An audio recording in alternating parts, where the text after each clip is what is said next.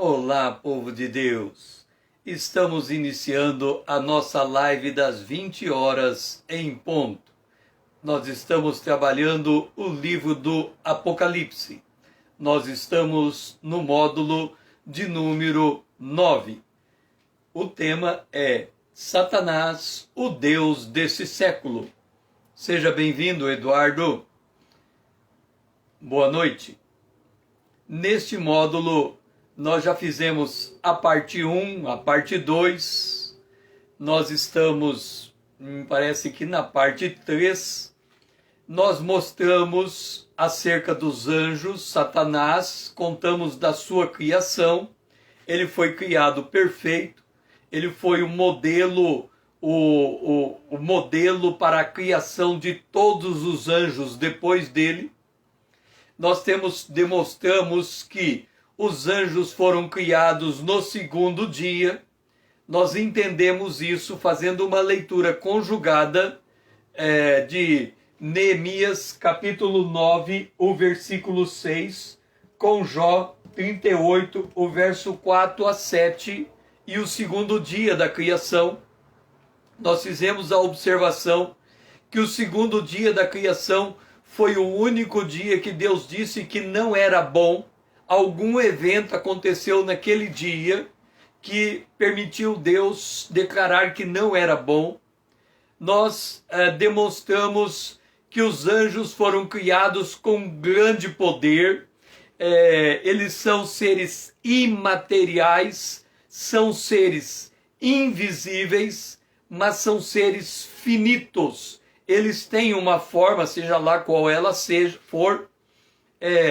Nós mostramos que os anjos, eles podem aparecer na terra em formato de homem, como acontece em Gênesis 19, verso 1.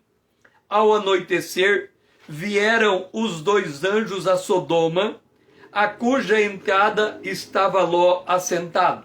Dois anjos em forma de homem. Nós temos que entender também, por isso que num outro lugar da Bíblia diz que bom é a hospitalidade, porque muitos receberam anjos em hospitalidade. Então, por alguma razão, eles descem na terra em forma de homens e fazem determinadas análises e investigações conforme o mando de Deus. Os anjos são descritos como figuras gloriosas. Nós temos essa imagem retratada em Isaías, no capítulo de número 6, quando ele tem uma visão e ele diz, serafins estavam por cima dele, cada um tinha 6 asas, com 2 asas cobria o rosto, com 2 asas cobria os seus pés, e com 2 asas voavam. Então aqui nós temos a descrição de um tipo de anjo, serafins. Os anjos excedem em número, isso é importante a gente entender, os anjos excedem em número a tudo que foi criado no mundo material. Os anjos são em maior número do que as estrelas. Eles são em maior número do que os prótons, os neutrinos, e assemelhado, e em maior número que toda a população mundial. Em Mateus, capítulo 18, o versículo de número 10, diz: Vede, não desprezeis a qualquer desses pequeninos, porque eu vos digo, afirmo, que os seus anjos no céu veem incessantemente a face do Pai. Então, se imaginando que cada ser humano teve um anjo acompanhando a sua existência, a Bíblia fala, não diga que é erro porque há um anjo fazendo anotação. A Bíblia fala dos livros de Deus. Então, os anjos estão para diferentes funções. Então, como Deus governa o universo, e como nós entendemos, quando, por exemplo, um empresário governa uma empresa, para cada função da empresa, ele contrata pessoas para cumprir com aquelas funções. Eu entendo, uma impressão minha que eu estou transmitindo, é que cada detalhe do universo há um anjo por detrás no governo daquela particularidade do universo. A Bíblia fala de anjos segurando ventos. A Bíblia fala de anjos dominando fogo, água. Então, provavelmente em todo aspecto da criação, há anjos tomando conta daquela criação. É por isso que certa feita eu li a respeito da física quântica. E a gente via antes o átomo e depois descobriu que dentro do átomo tinha prótons e neutrinos em constante movimento. E depois vai descendo, tem mais coisas ali naquele meandro. Não tenho como explicar exatamente, mas o que eu li dizia que na análise dessa relação próton, neutrinos e as coisas que estão nesse mundo minúsculo, infinitesimamente pequeno, diz que na análise da observação do movimento, seja lá como eles conseguem fazer isso, a impressão que se tem é que o movimento é feito de forma não programada, não intencional. Quer dizer, não é possível dizer aonde o neutrino se encontra. É possível dizer aonde probabilisticamente ele se encontra. Mas a movimentação dele para um lado e para o outro parece não intencional. Por que estamos dizendo isso? Quando a gente lê Ezequiel, capítulo 1, Ezequiel, ele descreve uma coisa, que na verdade essa coisa que ele descreve, a gente pode nominar ela como o trono ambulante de Deus. Deus tem um trono. Quando a gente lê em Apocalipse, pouca gente percebe que no Apocalipse capítulo 4, diz que o trono de Deus se armou em um dado lugar. Vamos pegar aqui exatamente como está descrito o trono de Deus em Apocalipse no capítulo 4. Capítulo 4. Diz assim: eis imediatamente, verso 2, eu me achei em espírito, e eis armado no céu um trono, e no trono alguém sentado. Quando nós pensamos no trono de Deus, nós pensamos num trono fixo, num determinado lugar do universo. Mas esse trono, em Ezequiel, ele está em movimento. Então, se em Ezequiel ele vê aquele trono em movimento, faz sentido nós lermos em Apocalipse capítulo 4 que o trono foi armado no céu. Quer dizer, ele se deslocou para aquela posição. E aí a gente entende melhor o Ezequiel capítulo 1, quando ele diz aqui: olhei e eis um vento que vinha do norte. E aí ele fala no meio disso uma coisa como metal brilhante. E depois ele diz que tinha 4 rostos, e aí ele vai descrevendo esses seres ali. Mas o que eu quero chamar a atenção é que ele diz assim,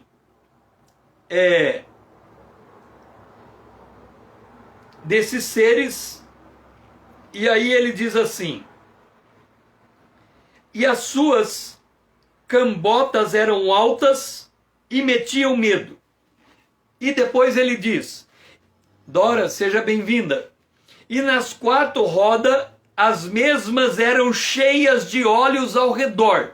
Então imagina rodas cheias de olhos. Aí ele diz: andando os seres viventes, andavam as rodas ao lado deles. Elevando-se, elas se elevavam. Porque onde o Espírito queria ir, iam, pois o Espírito os impelia. E as rodas se elevavam juntamente com ele, porque nelas havia o espírito dos seres viventes. Então imagina uma roda cheia de olhos.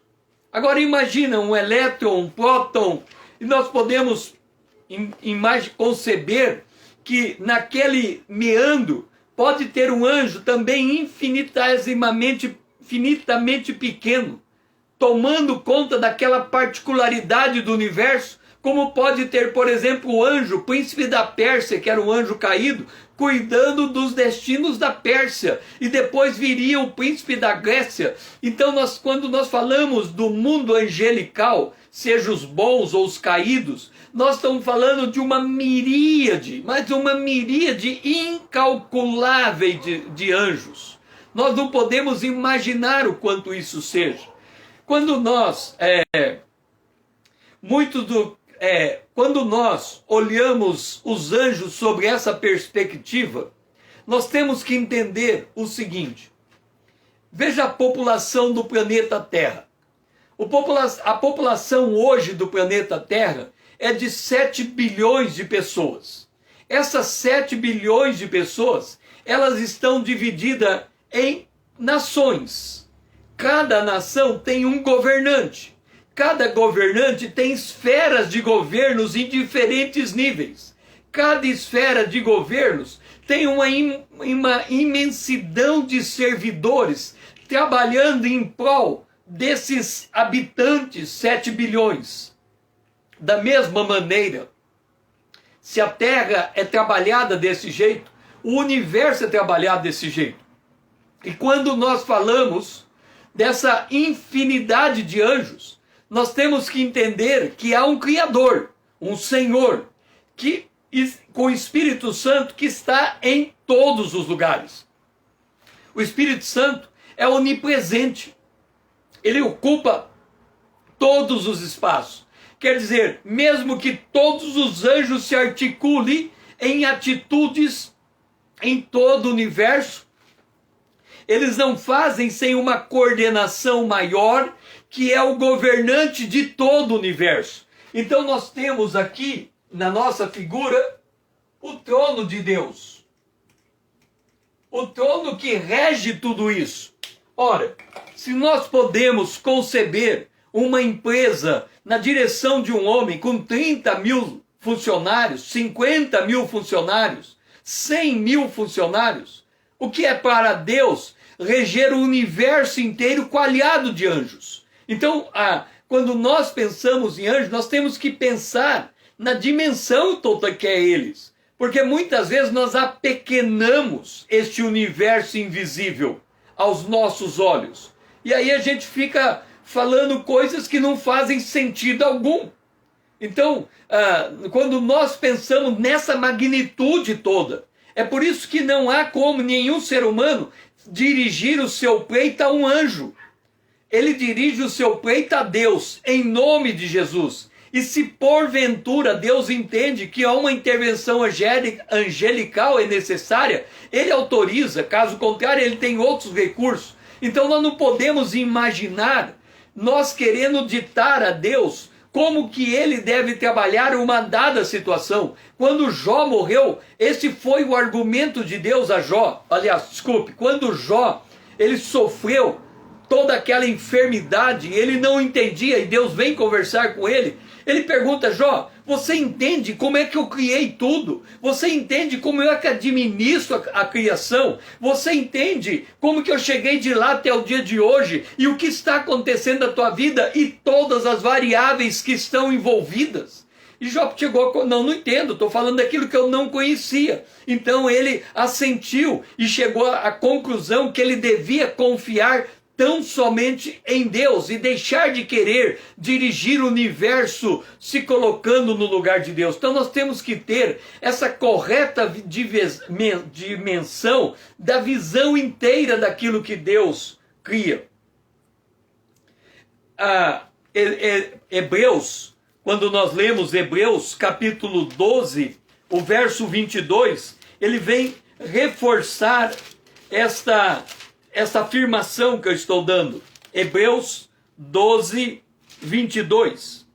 Mas tende chegado ao monte Sião, a cidade do Deus vivo, a Jerusalém celestial. E aí ele diz: a incontáveis hostes de anjos. Imagina, se chegamos a Sião, a Nova Jerusalém, a cidade que vem do céu, só naquele espaço que é uma cidade de 3.000 estádios por 3.000 estádios por 3.000 estádios, só naquele 12.000 estádios, 12.000 estádios por 12.000 estádios por 12.000 estádios, é uma cidade de equivalente a 3.000 quilômetros cúbicos, com comprimento, largura e profundidade. Só ali tem incontáveis hostes de anjo. Então a gente tem que abrir a nossa cabeça, porque às vezes a gente pensa, nós estamos falando de Satanás, o Deus desse século, e é um anjo que está ali, ou outro anjo. Mas quando nós lemos Efésios, no capítulo 6, ali fala principado, potestade, dominadores e hostes espirituais malignas. Essas hostes incontáveis, são infinidades. Então nós estamos falando de um número muito acima da nossa capacidade de cogitar. Em Daniel, capítulo 7, no versículo de número 10, nós temos de novo essa dimensão de grandeza. Um rio de fogo manava e saía de diante deles. E aí ele diz, milhares e milhares estavam diante dele. Mas ele fala, milhares e milhares o serviam. Depois ele diz, miríades de miríades estavam diante dele. É um número inimaginável, inconcebível. Quando eu penso na grandeza desse número, o que me dá o descanso na minha alma é saber que não importa a grandiosidade desse número, eles estão debaixo do governo de Deus, do Deus Todo-Poderoso, do Deus onisciente, onipresente, onipotente, do Deus que sabe todas as coisas, do Deus que dispõe de tudo. Então nem Satanás pode agir, e já mostramos isso, por sua própria conta e revelia. Os anjos que poderiam ser altamente prejudiciais foram aprisionados em correntes eternas. Então, o universo ele está sob o comando de Deus, mas nós temos que ter a noção de grandeza desse comando. Os anjos foram criados incorruptíveis por natureza. Mas, e aqui presta atenção, vamos ver aonde está isso, se é Isaías, vamos ver primeiro Isaías 14. Isaías 14 fala da queda dele.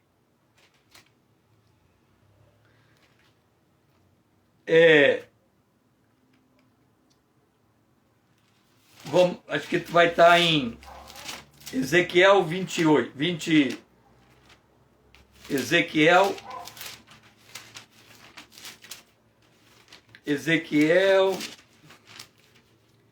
28, diz assim, perfeito era nos teus caminhos, tu eras o sinete da perfeição, porquanto se assim os anjos foram criados incorruptíveis, ou dotado, mas não dotado de impecabilidade. Qual é a diferença?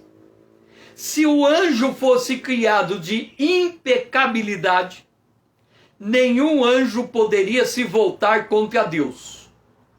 Percebe? Se o anjo fosse criado de impecabilidade, nenhum anjo poderia se voltar contra Deus. Mas Deus cria perfeito. No entanto, Deus cria o anjo dotado de livre-arbítrio. Agora vem a pergunta. Por que Deus criou o anjo e o homem dotado de livre-arbítrio? Porque Deus não pode criar o impecável. Impecável é Deus. Essa é uma natureza intrínseca a Deus. Deus não pode ver o mal, Deus não pode ser tentado pelo mal, Deus a ninguém tenta, Deus não tem pecado em hipótese alguma, nem Jesus feito homem, ele nasceu santo, concebido pelo Espírito Santo, ele nasceu verdadeiramente Deus, verdadeiramente homem, viveu como verdadeiramente Deus, como verdadeiramente homem, não havia pecado nele, então não há hipótese alguma de haver pecado em Deus.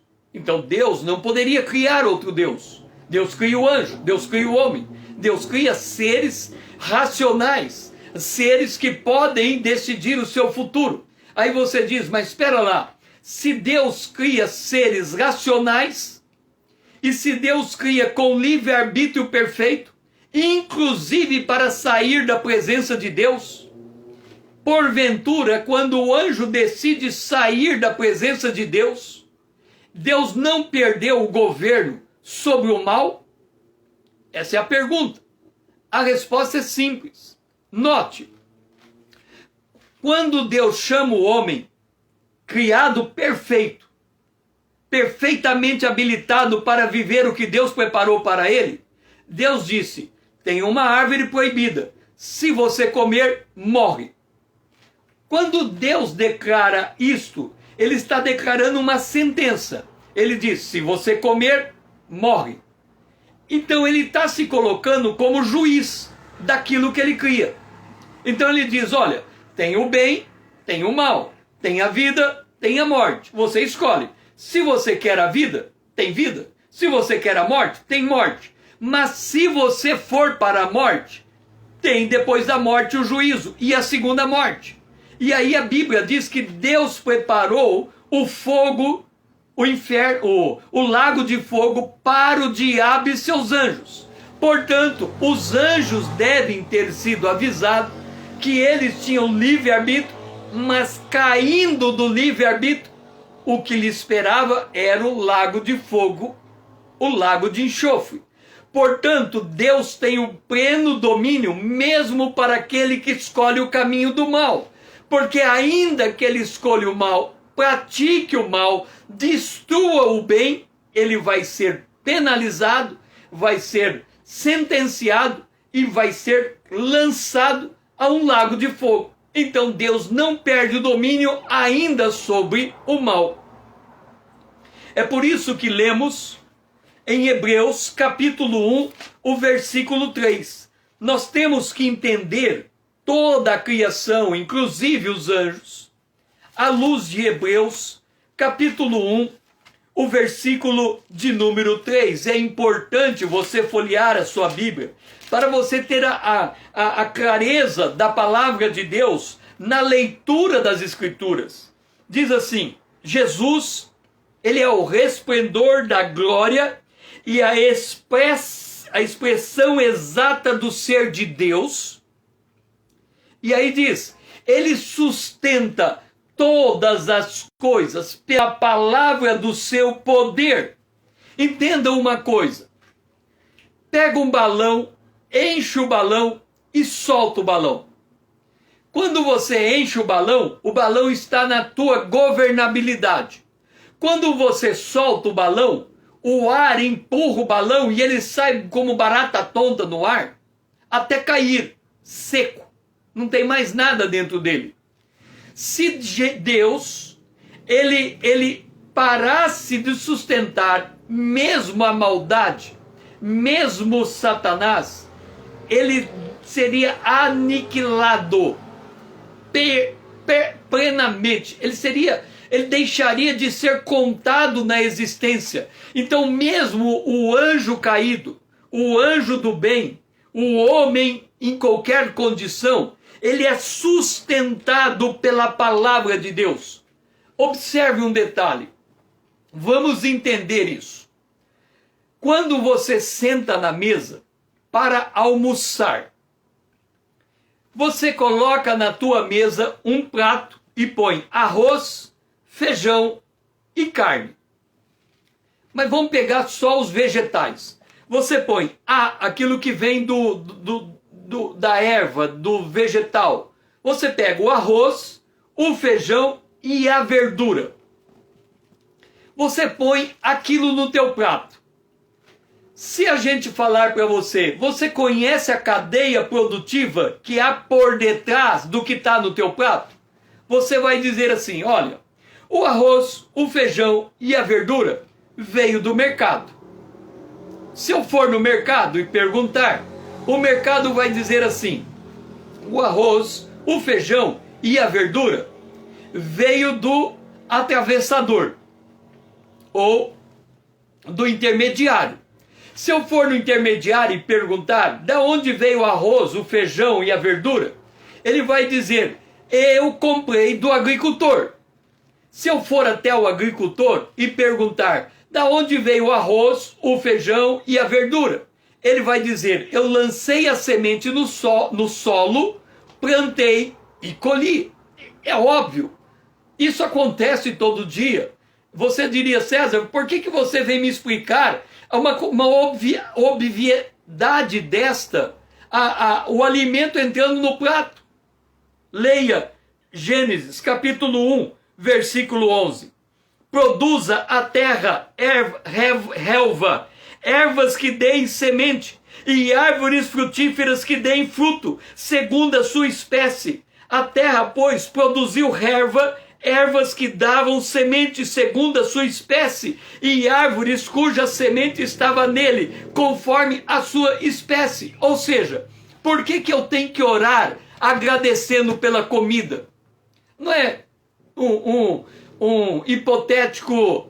hipotética intervenção divina do tipo: Senhor, te dou graça porque tem comida aqui, mas eu nem sei o que Deus fez para essa comida chegar aqui.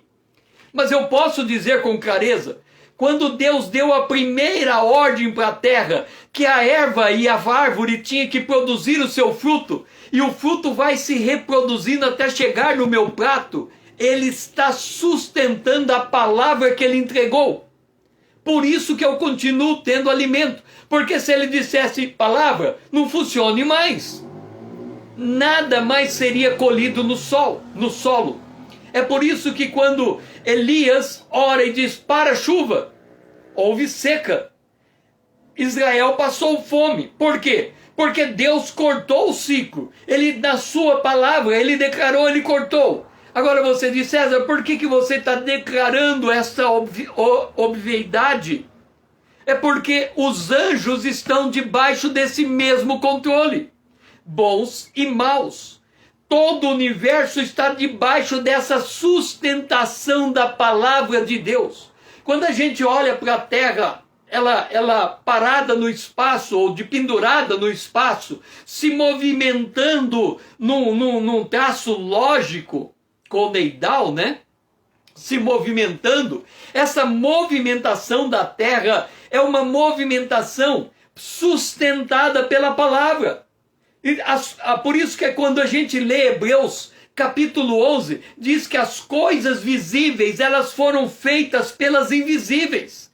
Então há uma sustentação de Deus, e nós temos que ter clareza dessa sustentação, dessa governabilidade, porque Deus está no controle de todas as coisas.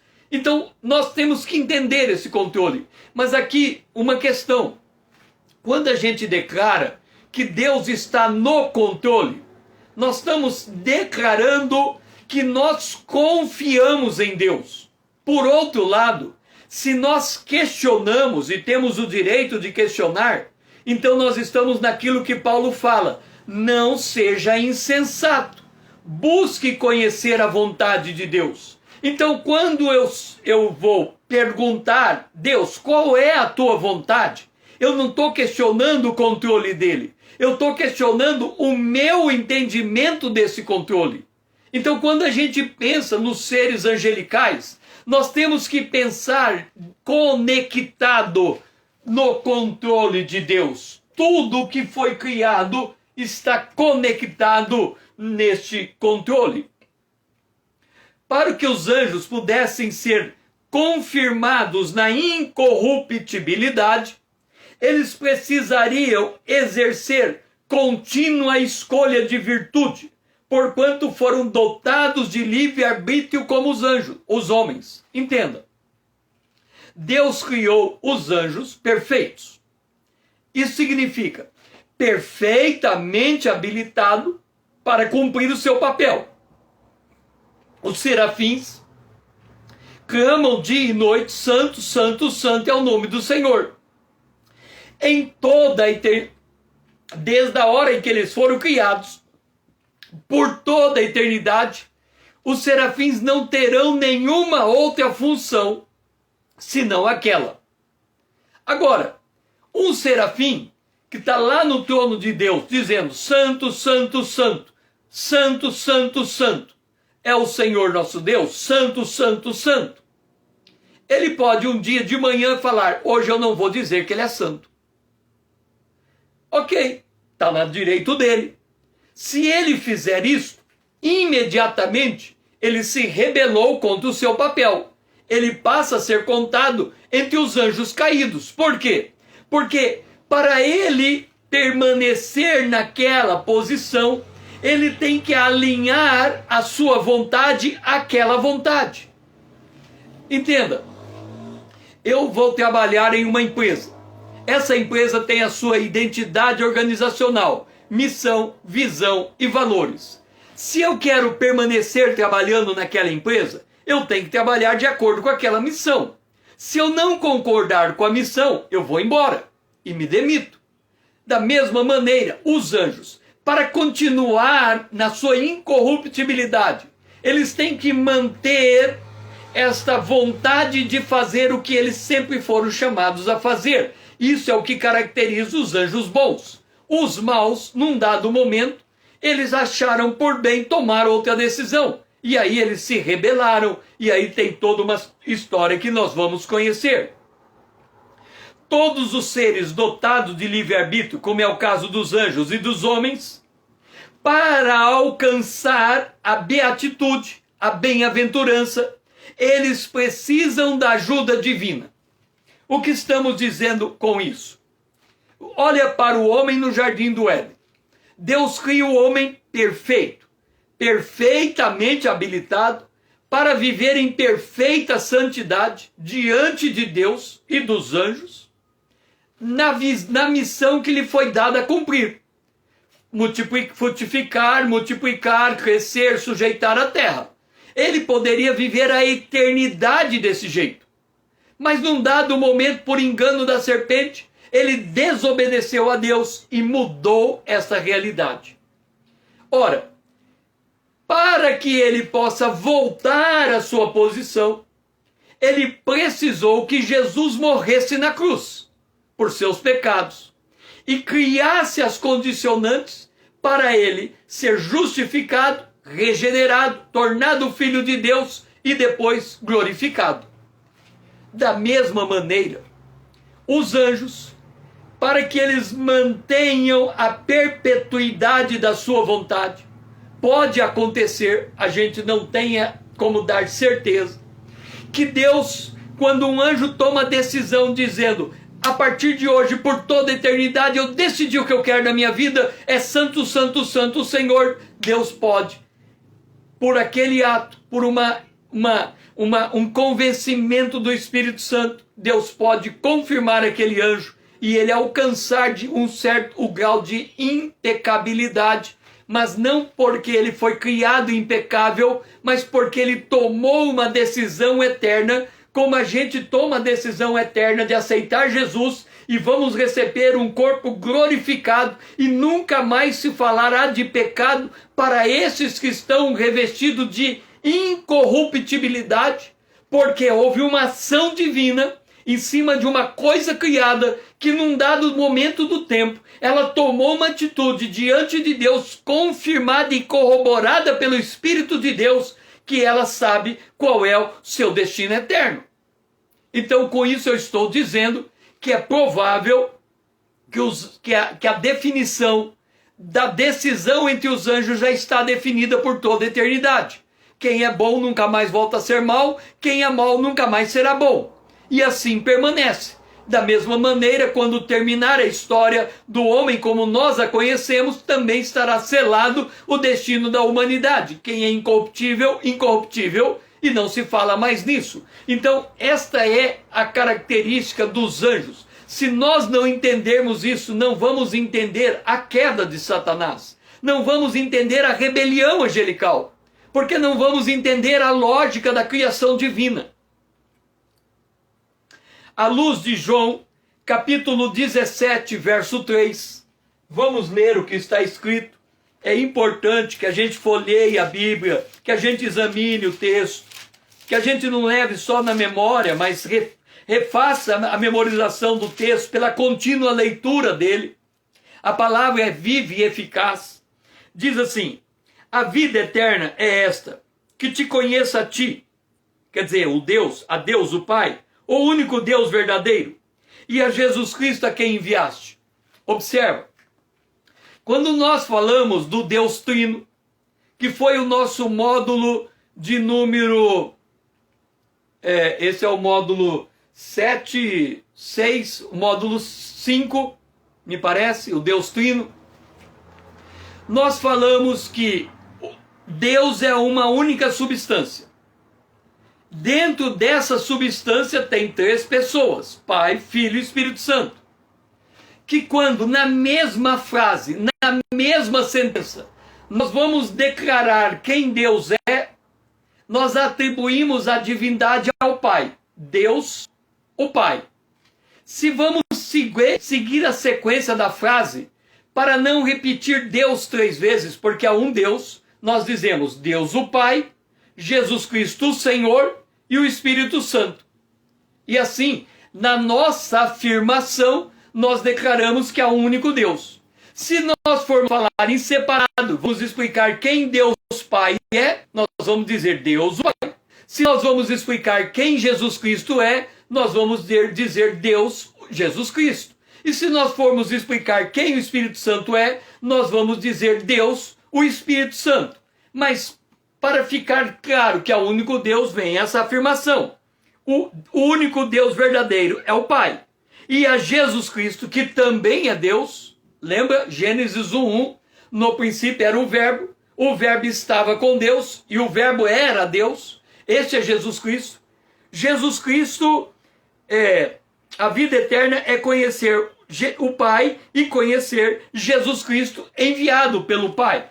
Então, à luz de João 17:3, quando em sua oração sacerdotal, Jesus definiu a vida eterna, é provável que os anjos, assim como acontecerá com o homem ressurreto, prosseguirá por toda a eternidade, desenvolvendo a suprema perfeição racional, intelectual e emocional como padrão da perfeição divina.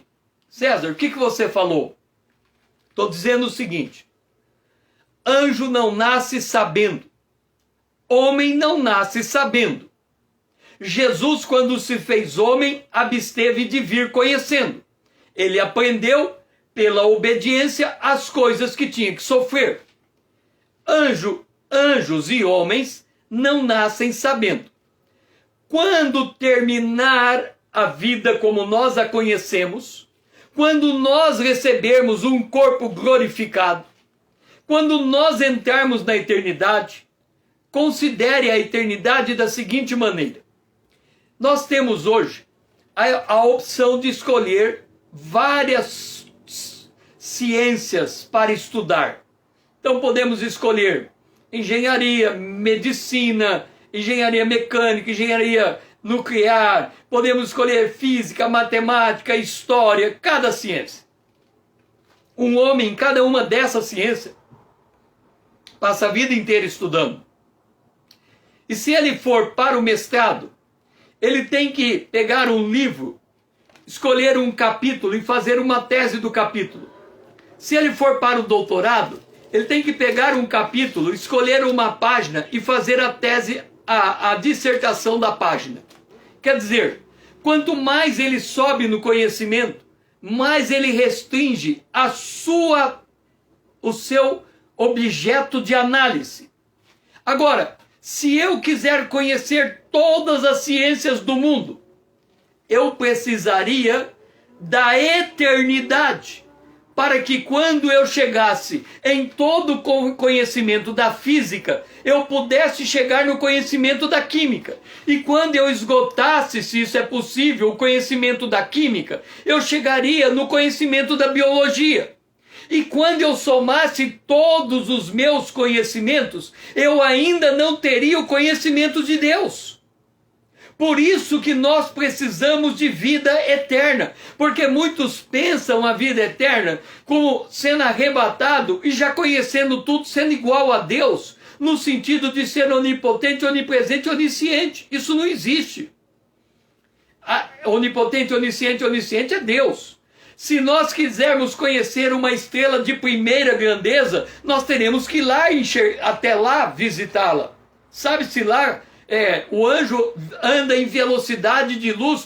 Pode ser que o nosso corpo glorificado também vai andar em velocidade de luz. E a gente vai precisar de um espaço temporal para chegar lá. Pode ser que no universo haja, o que eles chamam de portais, e a gente de um portal passa para o outro. Vamos dizer que de um portal eu saio da estrela de quinta grandeza e vou para a quarta.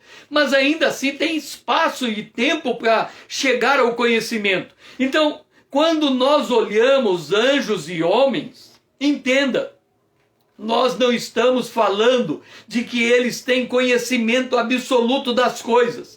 Eles dependem de informações como seres humanos dependem do que é informado para conseguir chegar em graus de maturidade. E mesmo na eternidade, nós ainda assim vamos avançar em graus de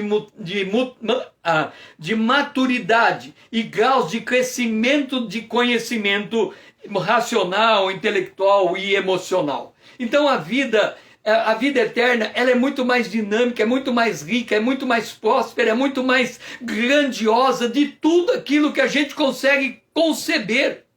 Quando a pessoa troca a vida temporal pela vida eterna, a pessoa está fazendo o mais absurdo dos absurdos das escolhas. Porque ele está querendo colher um pouquinho em detrimento a uma infinidade de coisas que lhe será dada depois que ele alcançar a sua imortalidade.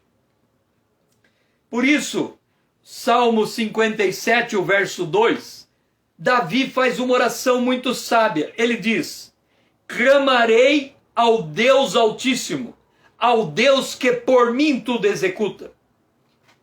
Isso está no Antigo Testamento. Davi dizendo: eu quero que Deus execute tudo por meu intermédio. Aí você fala: César, então vamos ser um robô? Deus vai fazer tudo e a gente nada? É difícil entender isso. A vontade humana é preservada, a vontade de Deus também. As duas entram em confluência, porque Jesus disse: sem mim você não pode fazer nada. E Paulo diz: tudo o que fizer, faça em nome de Jesus. Então, o que a Bíblia nos chama é uma realidade de vida onde Deus está permeando, no sentido de dominando, governando, orientando, iluminando todas as coisas. Então nada acontece que não esteja debaixo desta governabilidade divina. Vale para os anjos, vale para os homens. Paulo, por exemplo, em Efésios capítulo 2, verso 3, diz: Deus é que efetua em vós tanto querer como realizar segundo a sua vontade. Quer dizer, o que eu quero e o que eu faço. Não sobrou nada. Porque para eu fazer, eu tenho que pensar o que eu vou fazer. Então, o que eu penso em fazer e o que eu estou executando, Deus efetua em mim o querer e o efetuar segundo a sua boa vontade. Isso vale para nós, vale também todo o governo celestial. Para os anjos caídos, para os anjos bons, tudo está debaixo deste governo. Agora vem uma questão importante. Se por um lado, tudo está debaixo do governo divino, por causa do modo como os anjos foram criados. Lembra? Deus fez Lúcifer, anjo de luz, sinete da perfeição. Ele fez modelos maiores, menores, em diferentes formatos, mas todos esses modelos guardam certa relação com o modelo original. Se não for na forma, na aparência, é na constituição. Seres invisíveis, seres imateriais, seres com capacidade cognitiva, seres com capacidade de vontade, seres com capacidade de sentir, seres com capacidade de se exprimir, seres com capacidade de falar santo, santo, santo. Seres com capacidade de viver. Mas os anjos, como foram criados individualmente, como peças artesanais, imagina, se nós estamos falando que eles são miríades de miríades de miríades de miríades, e eles não foram criados por procriação, como foi a humanidade. Deus desce na terra, faz o barro do homem, pega a mulher, faz o barro, pega da costela do homem, faz a mulher, junta a mulher com o homem e vai embora. E o homem e a mulher se levantam e hoje somos 7 bilhões de habitantes. Podemos dizer, num certo sentido, não é isso, que Deus cruzou o braço e deixou a coisa acontecer. Com os anjos não dá para dizer isso, porque ele criou o primeiro, criou o segundo, criou o terceiro, criou o quarto, e ele criou todos da sua própria lavra. Ele não pôde criar um e falar de você cria outro, vai criando. Deus criou os anjos individualmente. Ainda que a gente possa dizer que Deus abriu uma fábrica e foi produzindo carro em série, podemos dizer isso, mas cada um é individual, foi criado com aquela composição, daquele jeito, daquela forma. Por isso é impossível um anjo criado cair e ser redimido. É impossível. Aí você diz, César, como que você pode dizer que é impossível um anjo ser criado e cair e ser redimido? Por que é impossível? Note uma coisa. Adão foi criado. O anjo foi criado. Os dois foram criados iguais. Adão com seu corpo, o anjo com seu corpo. Adão, vontade própria. Anjo, vontade própria. Adão caiu em pecado. O anjo caiu em pecado. Qual foi a providência para Deus salvar o homem? Ele teve que se fazer homem. Como é que ele se fez homem? Adão teve uma mulher, Eva. Deus criou o homem, da costela do homem criou a primeira mulher. Estes tiveram filhos, 7. A descendência de 7 chega em Maria. No ventre de Maria nasce Jesus. Como é que Jesus nasceu? Carne e sangue. Como é que Jesus morreu? Furado, derramando água e sangue. O que a Bíblia diz para ter perdão de pecado? Sem derramamento de sangue não há perdão de pecado. Por que Jesus pode salvar? Porque ele entrou na hereditariedade, assumiu a mesma posição de Adão por nunca ter pecado. Adão foi o primeiro representante legal, Jesus o segundo representante legal. Jesus faz o que Adão não fez, Adão cai, Jesus permanece santo, é morto, ressuscita, volta ao céu, está no domínio. Então, Jesus é o homem no domínio eterno. Adão é o homem caído que perdeu o domínio eterno, perdeu a probabilidade de alcançar esse domínio. Jesus reconquistou. Então, Jesus pode salvar todo descendente de Adão que crê em Jesus, porque é da mesma, vamos dizer assim, da mesma lavra, da mesma descendência, da mesma era, da mesma formação, do mesmo corpo. Já para Jesus salvar um anjo, ele teria que morrer por aquele anjo. Mas morrer como? O anjo não tem descendência. Então Jesus teria que morrer individualmente por cada anjo para redimir pessoalmente cada anjo. O que é uma impossibilidade, porque anjo não tem corpo, anjo não tem sangue, anjo não tem carne. Então o anjo está fora da esfera de redenção. Assim, ou o anjo permanece obediente, ou o anjo está caído. Não tem alternativa para ele. Porquanto Cristo não teria como nascer na descendência de anjo, porque ela não existe. O anjo, por isso que Jesus disse que anjo não casa e nem se dão em casamento. Ou seja, eles são seres individualmente criados e eles têm que assumir a consequência final dos seus atos. Assim, não há previsão de redenção para os anjos. Pelo contrário, com a rebelião do diabo e seus anjos, Deus preparou um lugar de fogo eterno para a punição da rebelião. Provavelmente, pelo que a gente percebe da palavra de Deus, aquele lugar não existia até a rebelião. Porque se Deus cria todos os anjos em capacidade, em condição, em perfeição, apto a viver a eternidade em perfeita obediência, ele não precisaria criar o lago até a rebelião acontecer. Uma vez que a rebelião aconteceu, ele diz, agora tem ali, ó, o lago está criado. Para aquele lugar está destinado todo rebelado. Da mesma maneira, quando Deus disse ao homem, se comer você morre, ele não crucificou Jesus naquela hora, instantaneamente no ato de comer. Mas havia uma previsão e uma provisão. Antes, desde a fundação do mundo, o cordeiro estava morto aos olhos de Deus.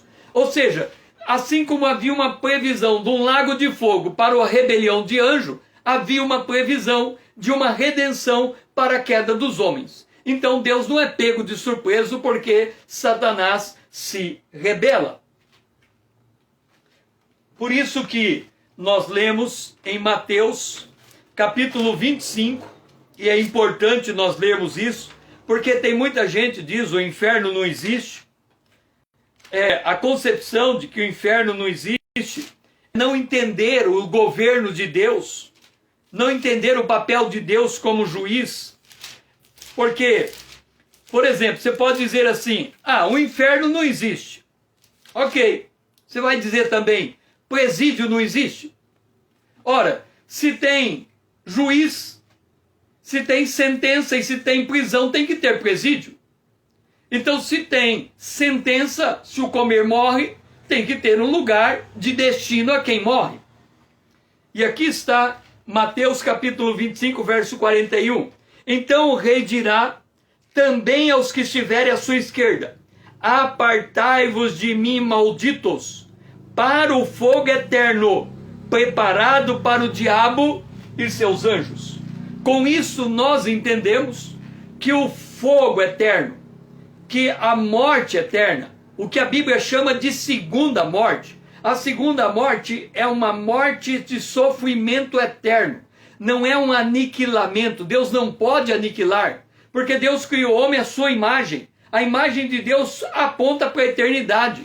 A eternidade bem-aventurada é uma eternidade com Deus. A eternidade maldita é uma eternidade sem Deus. Então o lago de fogo, ele é preparado por causa das condicionantes divinas, das características divinas, e não por causa das condicionantes da criação.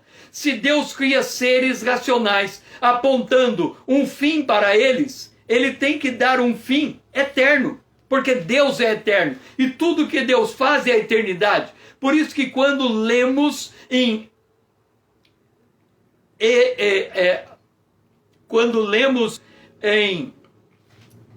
Eclesiastes, capítulo 4, que Deus colocou a eternidade no coração do homem, ele colocou a eternidade para o homem buscar a Deus e viver a eternidade, bem-aventurança, ou ele colocou a eternidade como um senso de juízo para aquele que, caído no pecado e não querendo se converter, vai permanecer assim até a segunda morte, lançada no lago de fogo, preparado para o diabo e seus anjos. Então nós temos que entender essa lógica. Quando aqui Deus cria, ele cria um lago de fogo. Esse lago de fogo, ele tem a característica divina da eternidade. Eternidade.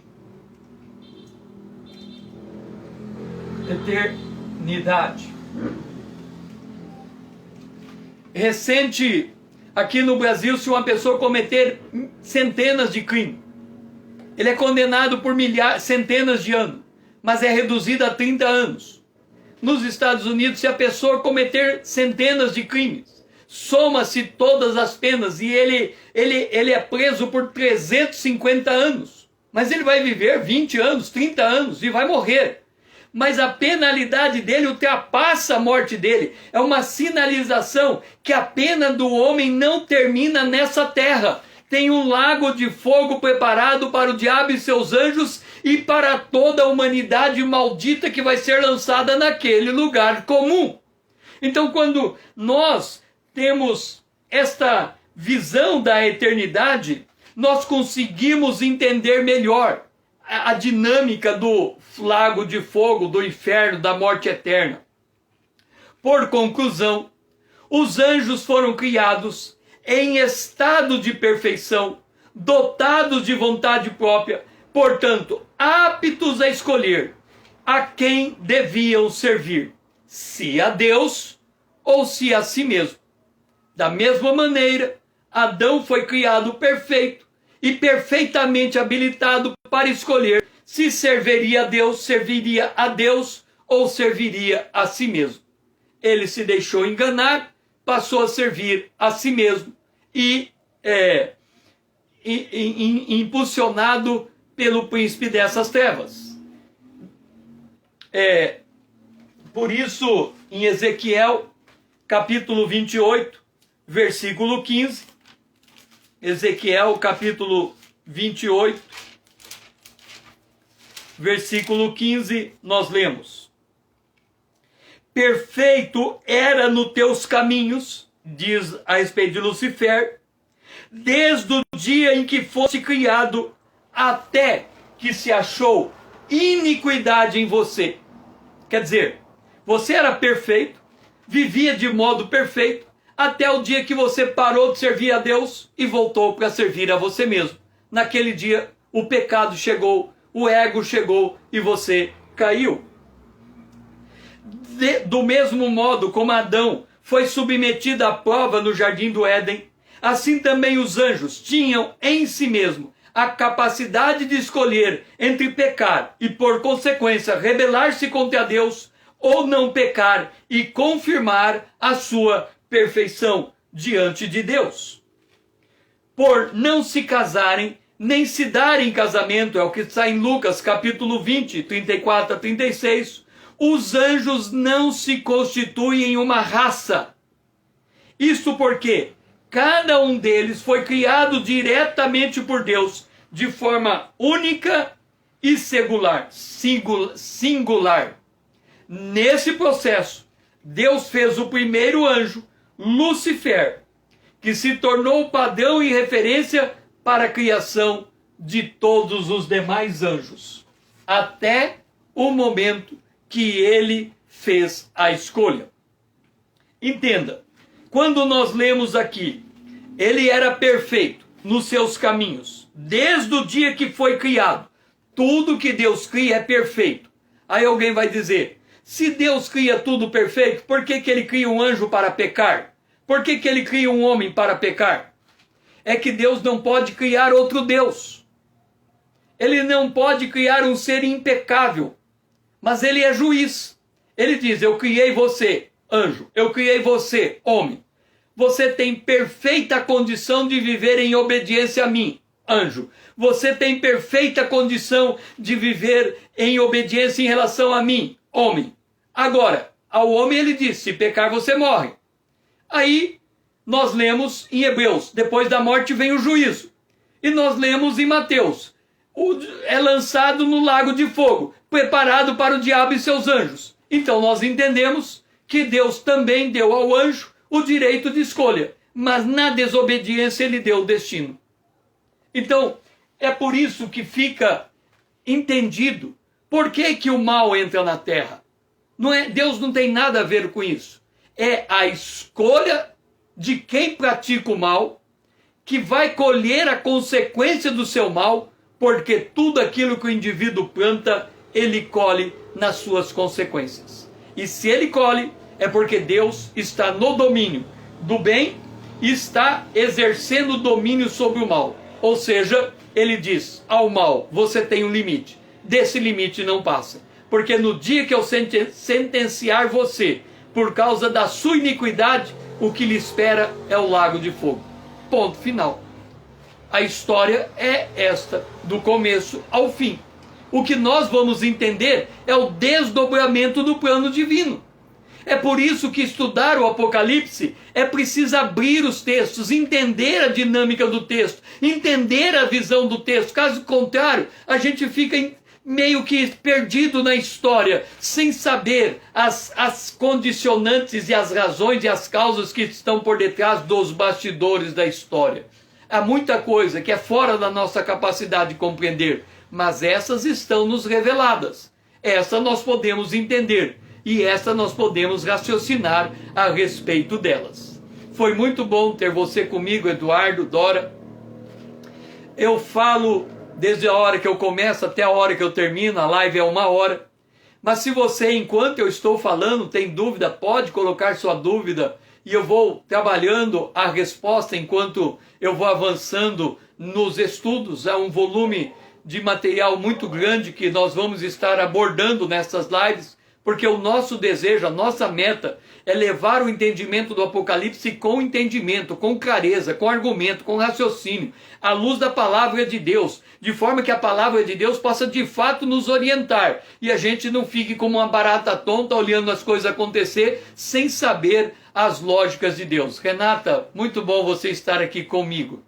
E eu convido você que está vindo assistir esta live, que se você não faz parte da minha comunidade, seja meu seguidor aqui no Instagram. Vamos tornar essa conta relevante. E pegue esse vídeo, mande com um aviãozinho para todos. Me ajude a despertar o povo de Deus, porque eu creio firmemente que se o povo de Deus se coloca de pé, Cristo esclarece ele e ele sabe se posicionar nesta última hora, diante de todos os acontecimentos que estão por vir. Amanhã, às 20 horas em ponto, nós continuaremos essa live. Me parece que é a 4ª parte de Satanás, o Deus deste século. Ainda há muita coisa para ver, mas eu creio que vocês vão ficar profundamente enriquecidos, conhecendo com profundidade o bastidor da história angelical. Que o Senhor seja louvado e que você tenha um restante de dia abençoado na presença de Deus. Aguardo você amanhã às 20 horas, se Deus assim nos permitir, nesse mesmo lugar. Que o Senhor seja louvado.